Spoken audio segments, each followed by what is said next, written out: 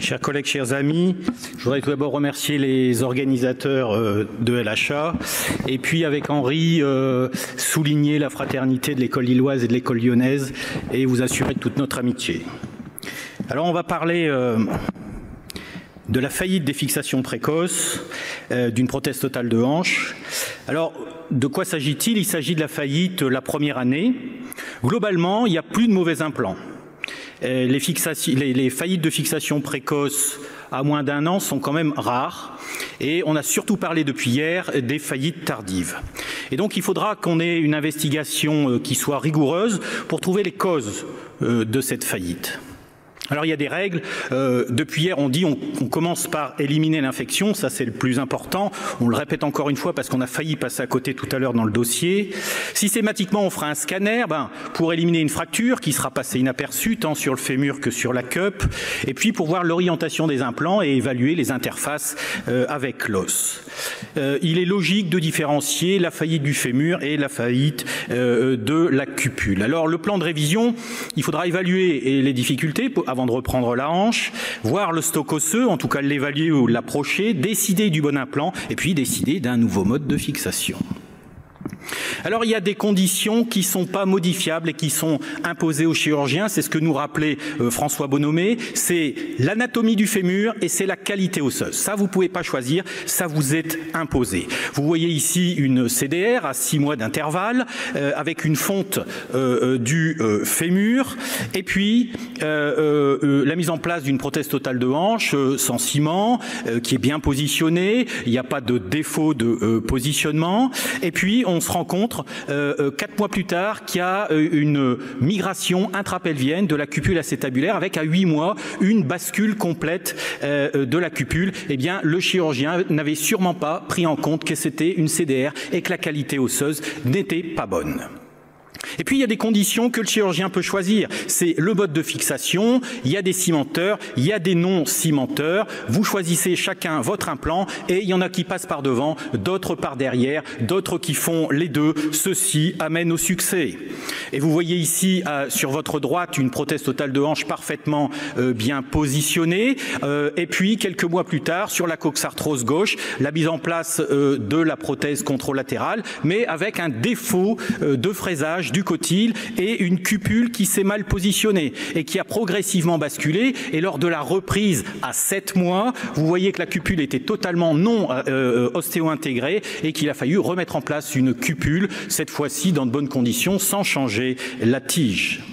Alors tout d'abord la cupule, la faillite de la cupule par le non-respect de l'anatomie. Eh bien vous savez que dans les cotyles dysplasiques il faut fraiser centré, il faut essayer de médialiser un petit peu ou alors on met une cup jumbo mais dans ce cas-là ça tient pas et ça peut basculer. Et lorsque cette cup déborde l'acétabulum de plus de 30%, 2 vis additionnels sont les bienvenus.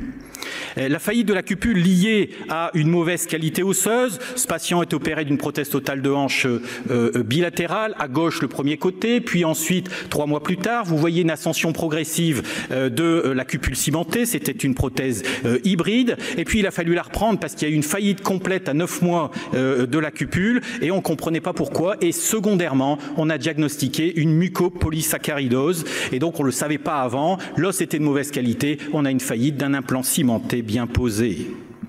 La faillite liée à l'implant, le cahier des charges est parfaitement établi pour les cupules sans ciment, que ce soit des cupules simples ou des cupules double mobilité. Et en 2023, il n'y a quasiment plus de prothèses de garage et on n'a que des bons implants concernant les cupules. La faillite de la cupule liée à une faute technique, vous voyez ici une cupule parfaitement positionnée, c'est du sans ciment, de la céramique, mais on voit un petit morceau d'os sur le toit de la cupule. Et en fait, l'opérateur au scanner avait mangé la corne antérieure du cotyle. La cupule ne pouvait pas tenir, c'est un échec précoce avec la décision d'une reprise. Alors comment je reprends une cupule?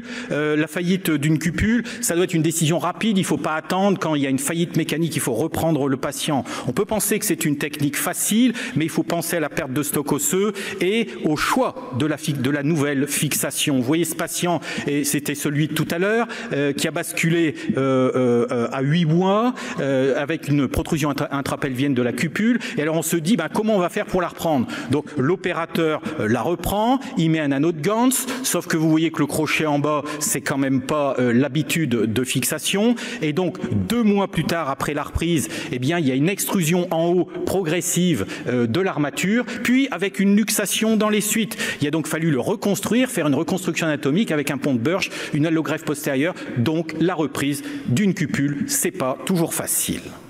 La tige. La tige, il faut respecter l'anatomie. Je pense qu'ici, on est tous d'accord pour dire que sur un DOR A avec un fémur en flûte de champagne, on met volontiers une tige sans ciment, qu'à l'opposé, sur un DOR C avec un stovepipe, eh bien, on met volontiers une tige cimentée, mais tout est un peu affaire de philosophie.